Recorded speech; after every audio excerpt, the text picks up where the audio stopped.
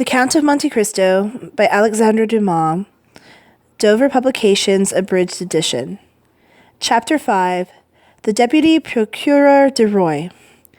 In one of the old mansions built by Puget in the Rue de Grand Cour, opposite the Fountain of the Medusa, another betrothal feast was being celebrated on the same day and at the same hour as that which took place in the humble inn. There was, however, a great difference in the company present.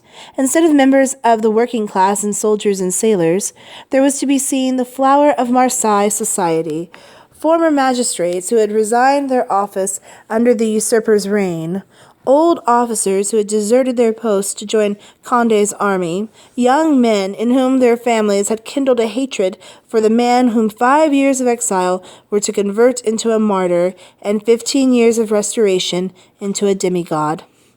The guests were still at table. Their heated and excitable conversation betrayed the passions of the period, passions which in the South had been so much more terrible and unrestrained during the past 5 years, since religious hatred had been added to political hatred.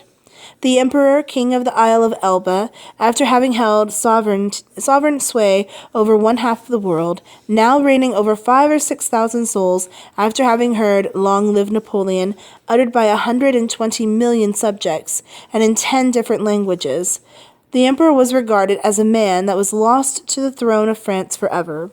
The magistrates recounted political blunders, the military officers discussed Moscow and Leipzig.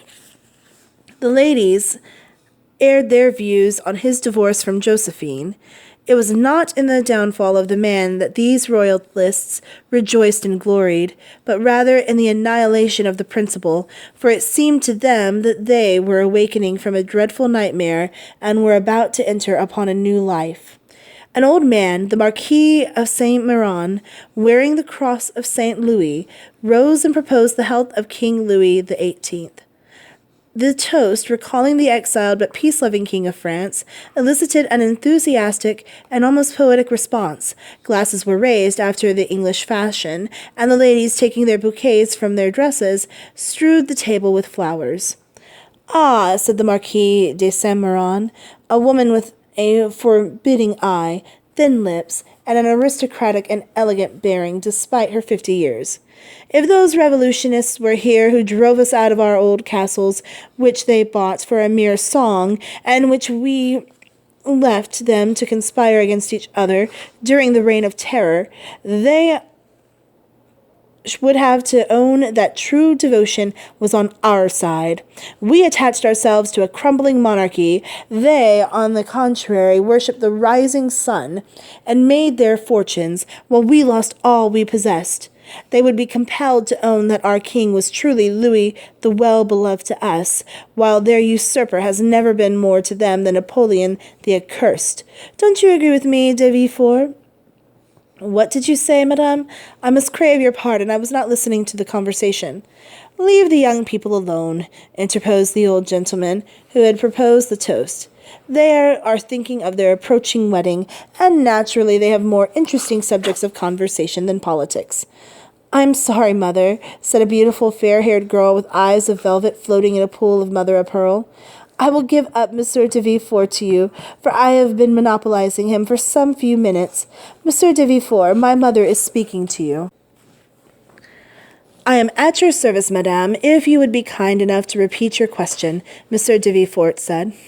"You are forgiven, Renée," said the Marquise, with a smile of tenderness that one hardly expected to see on that dry, hard face. "I was saying before that the Bonapartists had neither our conviction, nor our enthusiasm, nor our devotion. No, madame, but they had fanaticism to take the place of all those other virtues. Napoleon is the Mahomet of the West to all those plebeian but highly ambitious people. He is not only a legislator and a master, he is a type, the personification of equality." "Equality!" exclaimed the Marquise. "Napoleon, the personification of equality! Do you know, Villefort, that what you say has a very strong revolutionary flavor? But I excuse you. One cannot expect the son of a Girondin to be quite free from a spice of the old leaven." A deep crimson suffused the countenance of Villefort. "It is true that my father was a Girondin, madame, but he did not vote for the king's death. My father was an equal sufferer with yourself during the Reign of Terror, and he well nigh lost his head on the same scaffold which saw your father's head fall." "True," said the Marquise, "but they would have mounted the scaffold for reasons diametrically opposed, the proof being that whereas my family have all adhered to the exiled princes, your father lost no time in rallying to the new government, and that after Citizen Noirtier had been a Girondin, Count Noirtier became a senator." "Mother," said Renée, "you know we agreed not to discuss such painful reminiscences any more." "I quite agree with Mademoiselle de Saint-Méran," de Villefort replied. "For my own part, I have discarded not only the views, but also the name of my father. My father has been, and possibly still is, a Bonapartist, and bears the name of Noirtier. I am a royalist, and style myself de Villefort." "Well said, Villefort," the Marquis replied.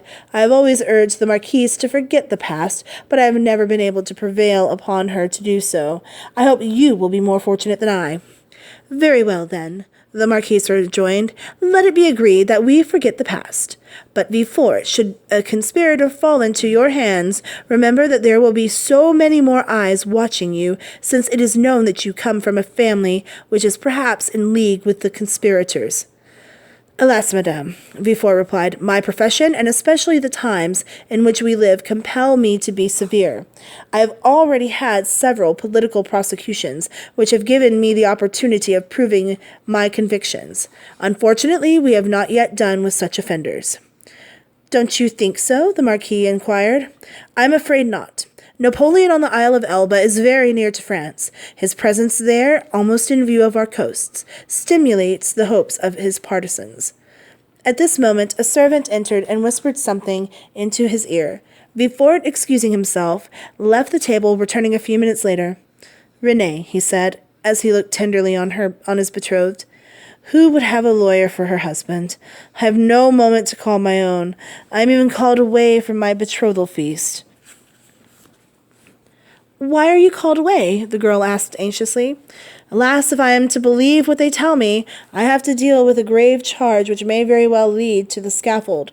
"How dreadful!" cried Renée, turning pale. "It appears that a little Bonapartist plot has been discovered," Villefort continued. "Here is the letter of denunciation," and he read as follows.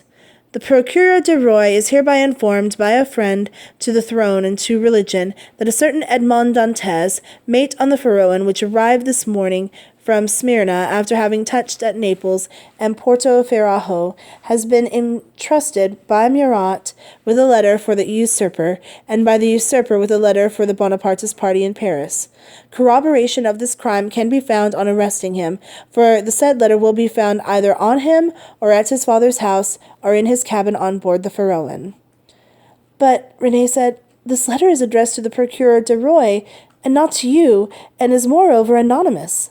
"You are right, but the Procureur de Roy is absent, so the letter has been handed to his secretary, who has been instructed to open all correspondence. On opening this one, he sent for me, and not finding me, gave orders for the man's arrest." "Then the culprit is already arrested," the Marquis said. "You mean the accused person," Renée made answer. Then, turning to Villefort, "Where is the unfortunate man?" "He is at my house." "Then away, my dear boy," said the Marquis. "Do not neglect your duty in order to stay with us. Go where the king's service calls you."